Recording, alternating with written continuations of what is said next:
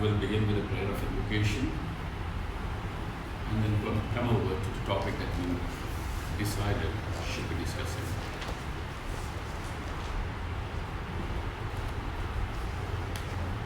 We have some little time at our disposal and we should be using it to the best. If there be any doubts or any questions that you feel like asking, maybe you could raise your hand and ask a question. I wouldn't leave the questions to be answered at the end of the session because we really do not know how much time would be left after finished. So any time that you feel like asking something, now that Nepal is a democratic country, you can ask anything. Here we go. Om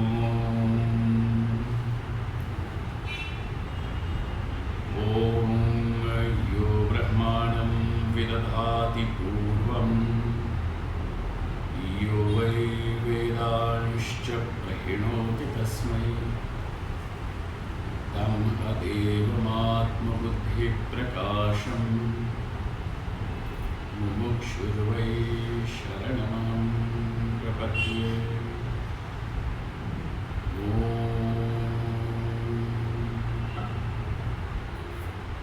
Shanti, Shanti, Shanti.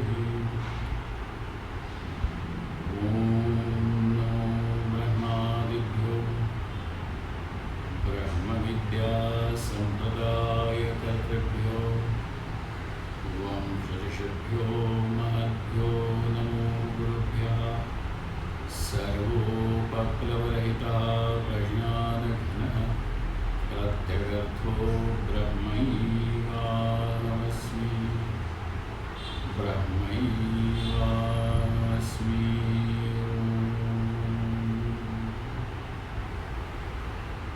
Vedantartha Vibhasakaya Gurave Shantaya Sannyasine Nanavadi Nagendra Sangapavaye Yogindra Vandyaya Cha Mohadvanta Divakaraya Bhagavad Padabhidham Vikrate Tasmai Bhashyate Namostu Satatam Purnaya Bodhatmane.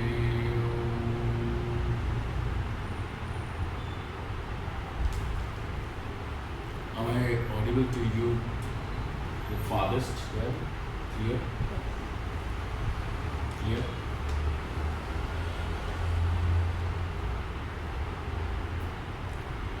We cannot afford to stay without change. Wherever there is any form of reluctance to change, to transformation, then the process of decay begins.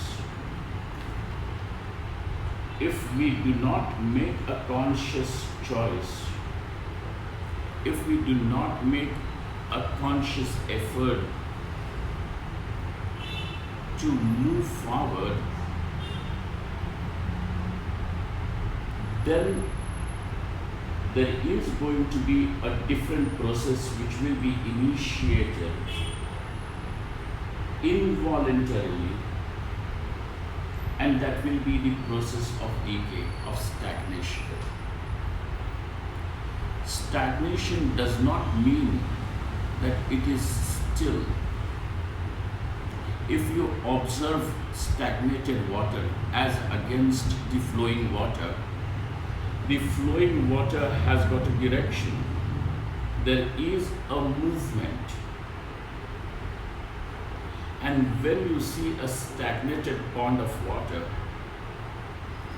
that stagnation, you feel that there is no visible movement of the water in any direction. But that water, by not moving, already is decaying. very soon the algae will be set in. It will start smelling, putrefying, so on and so forth. And therefore, when we want to make a positive change, a positive development in life, an effort, a choice is involved. If you are going to say that, well, I will change and it will naturally happen, change is natural. And not only that change is natural, change is inevitable. It is inevitable. Let's say, ever since you have come into this yoga studio, it has been 15 minutes. But do you notice that we all then have grown older by 15 minutes ever since we came?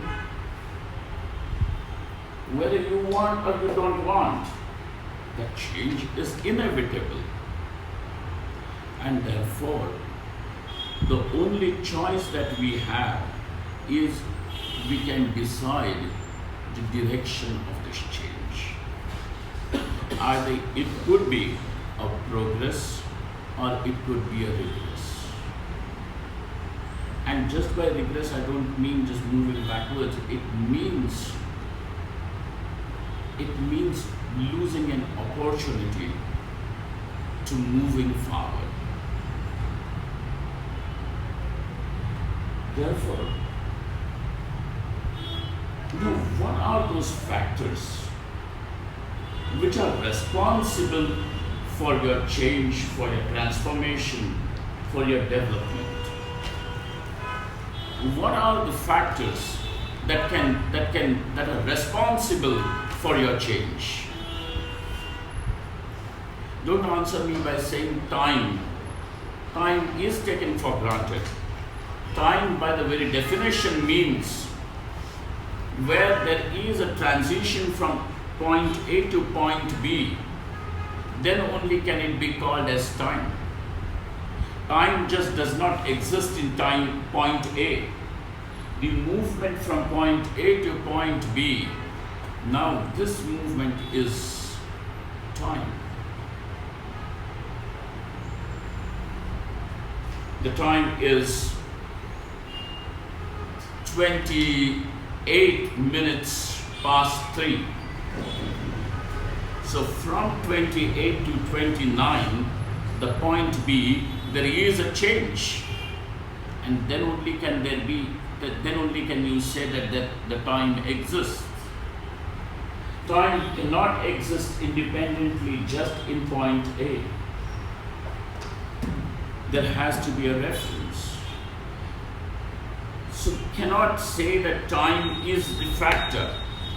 I am asking for more contributive factors.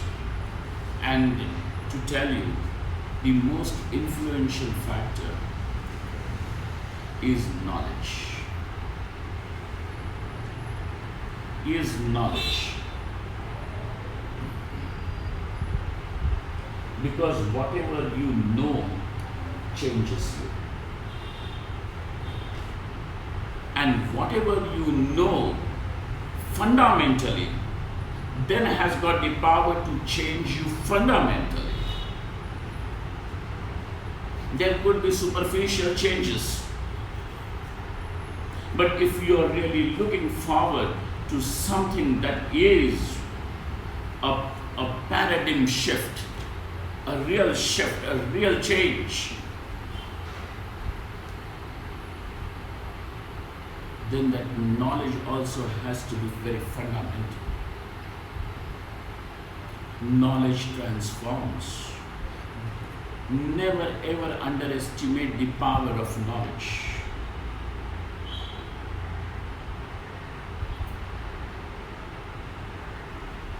We acknowledge that there are these two powers. Even ignorance has got power. Ignorance also has got power. In fact, ignorance by itself is in form of power. There is a strength in ignorance too. I will give you a very classical example. You enter a place which is inadequately lit. This is a classic example and I cannot be without it because, my basic nature is a Vedantin, and Vedantin cannot be without this example. At least we have to remember it once a day. You enter a place which is inadequately lit. Though the place is known to you, perhaps it is your own bedroom where you spend most of your time. And when you enter that room which is not properly lit, there is less light over there, and then you see a snake. Now, you could start running from there, start shouting from there. All the adrenaline can rush in your body. Everything can happen at the time, and you want to run, you want to save yourself. And then you switch the light on and you find that it is nothing but a piece of rope, a snake. So now, you see, not knowing that it is a rope is ignorance. But this ignorance also has got a power. What made you shout? The snake didn't tell you, come on, get screaming. Huh? Did the snake make your heart beat faster? Did the snake make you perspire? What was it because of which you started running, shouting, perspiring, palpitating, every form, every symptom of fear was there available on your body?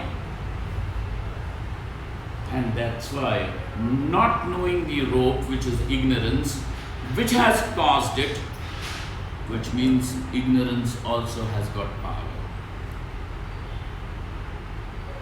Most of the things which are wrongly done wrongly because of ignorance. Not always. Mistakes are committed, and wherever there is a mistake, that mistake demands that there be ignorance at the root of it. You mistake the rope for a snake, but this mistake has happened because there is ignorance. And an interesting thing is that you can commit mistake only once. You cannot commit a mistake second time. From second time onwards, you are developing expertise in doing things wrongly. And therefore there is mistake only once. But the mistake is done because of ignorance. Knowledge also has power. And knowledge has the power to set you free. Ignorance can keep you in bondage. Knowledge can set you free. Those people who are going to say that we don't require knowledge, knowledge is not important, those people then are indirectly saying that let us keep the darkness of ignorance. When somebody is against knowledge, then obviously such a person is only standing for ignorance. What else could he be standing for? Because the only thing which can be opposite to knowledge is ignorance. When you say, I don't want knowledge, you have chosen ignorance. And when you have chosen ignorance, you have missed out on that factor which has got a great potential, a great power to transform you. Because whatever you know none is going to shape your thoughts. It is going to shape your emotions. It is going to shape your responses to the world. Knowledge doesn't.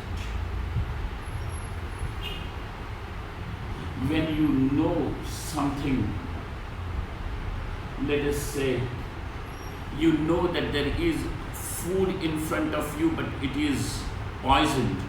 No matter how delicious and beautiful that food may look and smell, yet you will never want to consume it. You may be hungry, you may be famished, and yet you are going to avoid it. What is it that is making you give this response? You are present, you are hungry, and the food is available, and yet you don't want to eat that food. What is it that is shaping your response, your whole interaction?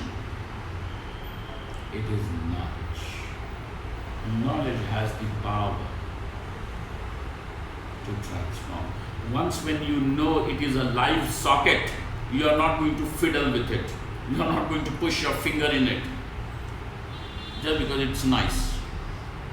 No, you're not going to do that. Isn't it? Knowledge changes. And that knowledge, which is fundamental knowledge, then can change a person fundamentally. And for knowledge to be fundamental, then that knowledge has to deal with the very fundamental issue. When we say that there is knowledge of physics and knowledge of chemistry and knowledge of history and knowledge of mathematics, what exactly do you mean? All that you mean over here is the subject matter of this knowledge is physics. The subject matter is history. The subject matter is biology, isn't it? So when we are saying fundamental knowledge, what would this word imply? What is going to be the implication of this word? And therefore, that knowledge which deals with the fundamental issue of your life, then is called as fundamental knowledge. And when one has this knowledge, cannot help but it is going to transform the person. Anything that goes into the sphere of your understanding, then after it does the work by itself. People have got this problem, they keep on saying that we know, but we need to practice. Because we have the knowledge, but what we lack is practice. This is in fact a very half-baked statement. You are not able to practice because you cannot see something. There is something missing. You say, well, everybody should speak the truth, isn't it? But when it comes to you, you are going to say, well, I'm not going to. Why? What is it that is creating this gap between the cup and the lips? What is it that is creating? Though you know that I should be speaking truth, and yet you don't speak. What is the cause of this discrepancy in life? What is it that is causing this discrepancy? And that is because you really do not know why should you be speaking truth. You just know, well, since it is told by my parents, since it is told by my teachers, speak truth, and it is considered to be good manners, otherwise God is going to be angry at me. And back of your mind you are going to say, well, it's okay even if God gets angry, I know how to please God by breaking coconuts. Okay, we are Hindus, so we do that. In order to please God, we go to the temple breaking coconuts.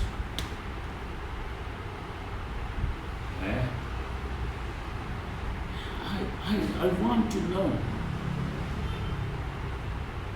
that discrepancy is there not because you cannot practice. That discrepancy is there because you have not understood the value of truth.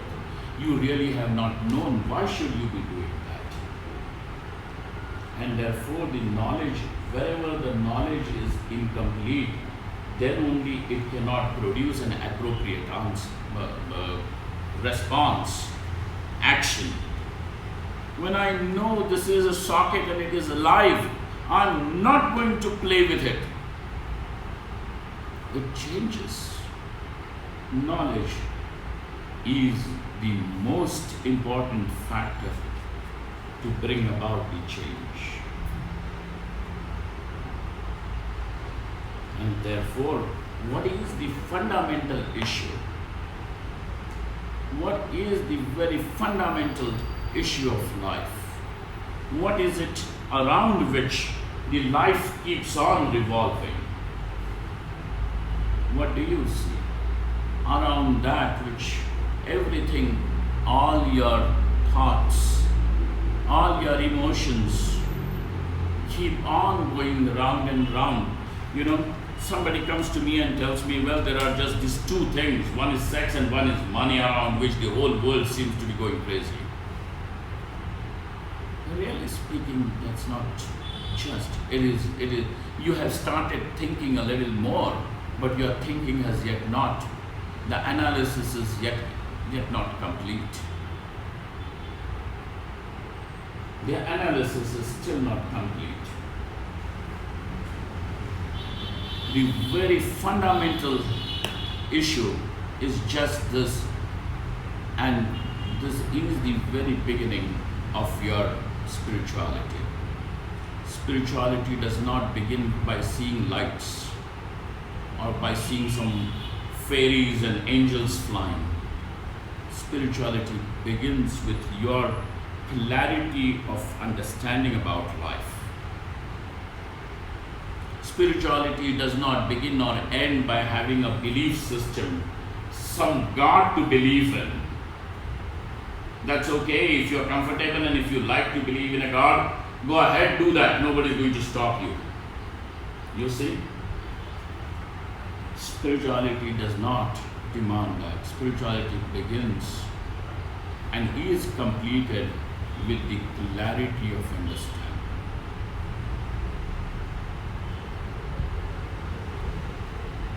When one lacks this clarity, you may have several good intentions. You may have several good intentions, but your actions are going to be wrong. You know, in one of the Indian cities this happened, that there was this zoo and people, the number of visitors to this zoo had fallen substantially. And therefore there was, to feed these animals was becoming difficult. So the manager of the zoo decided that he should do something so that the people in the city are motivated to visit. So he brought out a bunch of animals, put them in cages for a display, and brought them into the city and left those cages, some cages of monkeys and rabbits and birds, somewhere in middle of the traffic, on those traffic islands. Now those animals got frustrated. They became very anxious. Now look at that. The intentions may be good. Just having good intentions is not sufficient. Have good intentions, that's okay. Your intentions might be okay, but lack of clarity is what was there, and therefore there was wrong action. But I didn't mean it. How many times do we have to say this? Have you noticed? In a conversation, maybe it is between a husband and a wife, maybe it is between the parents and the children, teachers and students, whosoever. And how many times you have said, but I didn't mean it. And when you have to say, I didn't mean it, it means that I didn't intend to say that. My intentions were something different. I wanted to say something different. I said something, and what you understood was not what I wanted to say. Intentions. You could have good intentions, but actions are going to be wrong. And actions are wrong in spite of your good intentions is only because there is lack of clarity, lack of knowledge.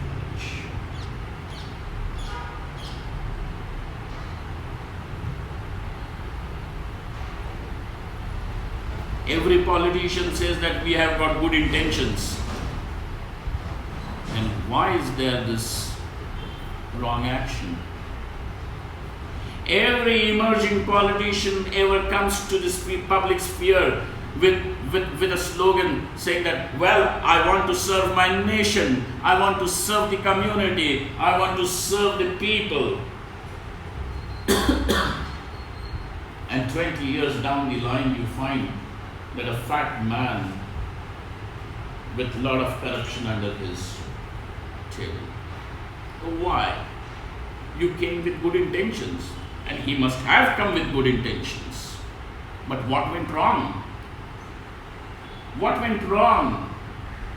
That you have now become something which was never intended by you is only because now that knowledge, that clarity was not there. And therefore, wherever then one can have good intentions, but lack of knowledge, lack of clarity is going to produce wrong actions. Please understand the importance of knowledge in our life. And if you don't understand the importance of this clarity, then you will be only in the name of spirituality seeking, well, we want some nice experiences.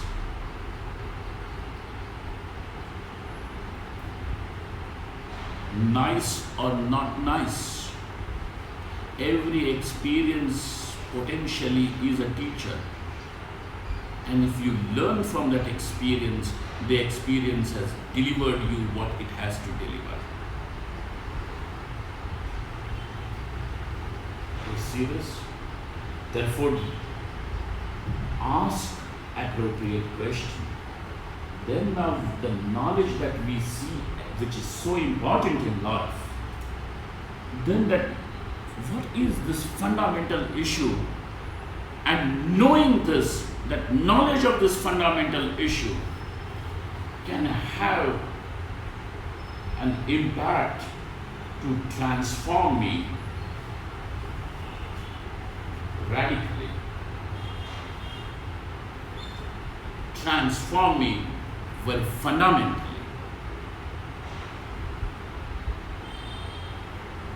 And this is why the Upanishad, Bhagavad Gita, always has stayed as the epitome of the spiritual knowledge.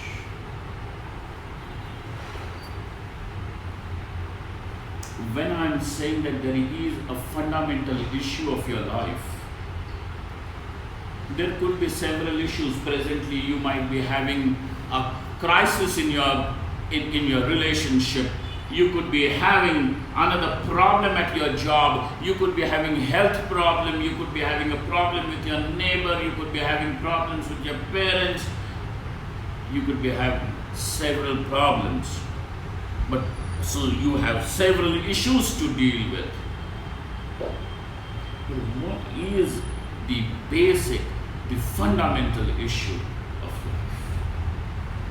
Finding a partner, making money, becoming popular, having more power, becoming known.